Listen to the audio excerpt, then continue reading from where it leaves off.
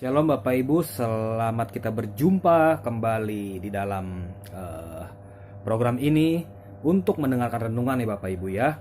Saya akan mencoba untuk membimbing, memimpin Bapak Ibu di dalam mendengarkan renungan, bahkan menjadi pelaku firman Tuhan. Biarlah nama Tuhan terus yang kita akan pegang teguh, kita menjadi berkat buat orang lain juga, diberkati untuk memberkati. Puji Tuhan Bapak Ibu, saya akan memulai dalam doa. Tuhan Yesus, terima kasih untuk renungan hari ini ya Tuhan. Biarlah apa yang kami dengar, apa yang kami nonton pada saat ini, itu semuanya kami dapat bisa lakukan menjadi pelaku firman-Mu. Bahkan kami berbuah-buah di dalam Engkau Tuhan Yesus. Tuhan memberkati kami Tuhan, menjadi pelaku-pelaku firman-Mu. Tidak ada satu kata pun yang kurang. Semuanya berasal daripada Engkau. Dalam nama Tuhan Yesus, haleluya, amin. Puji Tuhan Bapak Ibu, kita akan memulai kembali hari yang baru dan juga firman yang baru. Saya akan ambil di dalam Wahyu yang ke-14 ayat yang ke-6. Ya, Wahyu 14 ayat yang ke-6, perikopnya berbunyi, pemberitahuan tentang penghakiman. Dan aku melihat seorang malaikat lain terbang di tengah-tengah langit, dan padanya ada Injil yang kekal untuk diberitakan kepada mereka yang diam di atas bumi dan kepada semua bangsa dan suku dan bahasa dan kaum. Ya puji Tuhan Bapak Ibu, satu ayat tetapi saya akan mencoba untuk menjelaskan dan menerangkan. Kalau ada banyak yang bertanya, Pak, apakah hari-hari ini, ya betul, hari-hari ini kita sedang memasuki akhir zaman. Ya memang saya sudah pernah sering kali katakan, ya betul gitu ya Bapak Ibu ya, karena itu pengenapan daripada firman Tuhan. Tetapi yang saya ingin tekankan, jangan kita menjadi takut dan gentar, bingung, khawatir. Gimana nih Tuhan, gini. Apakah banyak pertanyaan, apakah COVID ini sebagai bagian skenario dari akhir zaman? Iya ya Bapak Ibu. Saya jawab yang sering kali saya tegaskan di dalam khotbah-khotbah saya sebelumnya, ya memang inilah di capture itu gitu loh, di halaman itu. Kita sudah di halaman terakhir daripada akhir zaman. Kalau seperti buku ya, di bab terakhir, di halaman paling akhir, kita sudah mengetahui ada zaman Bapa, ada zaman anak waktu Yesus lahir, dan zaman Roh Kudus, zaman anugerah. Sekarang zaman anugerah, Tuhan benar-benar kasih waktu ya untuk supaya kita bertobat, dan ini sudah benar-benar di akhir zaman Bapak Ibu ya. Jadi saya akan menjelaskan ini juga untuk kedepannya akan saya buat seri sebetulnya ya. Tetapi nanti bagaimana saya akan mengalir aja gitu loh. Saya akan mengalir aja. Intinya adalah kalau kita melihat ayat ini ya, sebetulnya banyak sekali ya yang akan saya terangkan. Kedepannya akan seperti apa ya.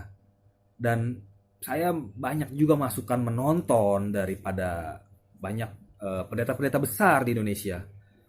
Memang denominasi berbeda, cara tata ibadah berbeda, tetapi satu tujuan, bukan menjadi perbedaan itu menjadi kita terpecah gitu loh.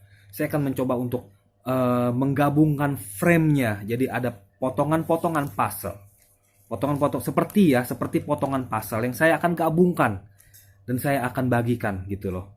Jadi kalau kita berdebat, sayang sekali, karena ini bagian-bagian yang seru sebetulnya untuk kita. Yuk dekat sama Tuhan, yuk lebih lagi melekat sama Tuhan.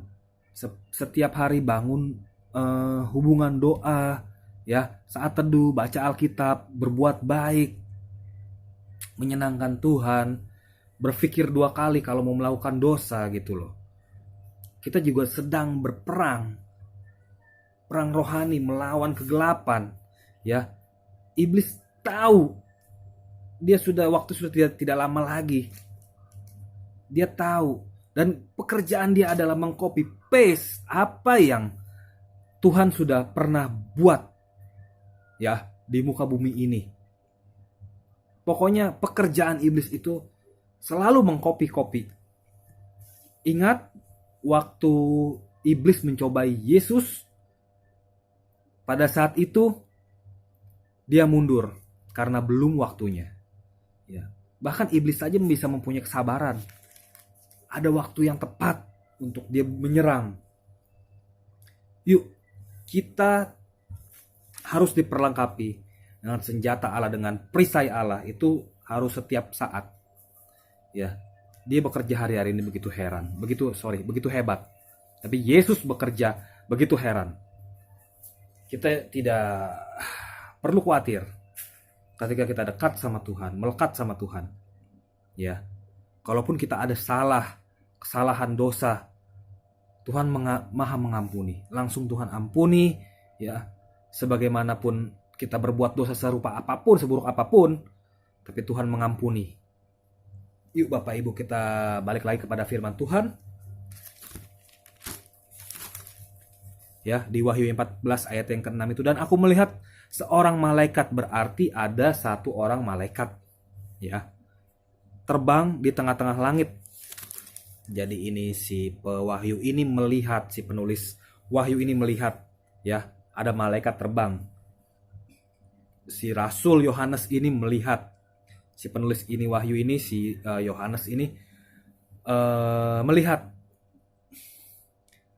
Saya tidak tahu dan tidak pasti kapan dia melihatnya, tetapi yang saya tahu Alkitab hanya menjelaskan dia sudah tua dan dia dibuang di Pulau Patmos, pulau terpencil yang jauh dari orang, ya.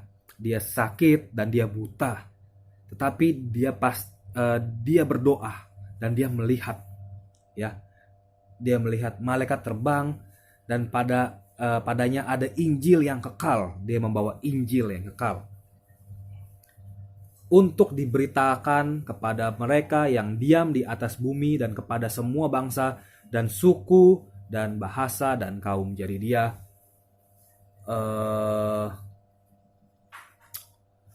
memberitakan Injil gitu loh. Untuk memberitakan Injil. Yuk sama-sama kita beritakan Injil. Tidak perlu takut, tidak perlu gentar. Tuhan pasti sudah menyediakan yang terbaik buat kita. Puji Tuhan Bapak Ibu.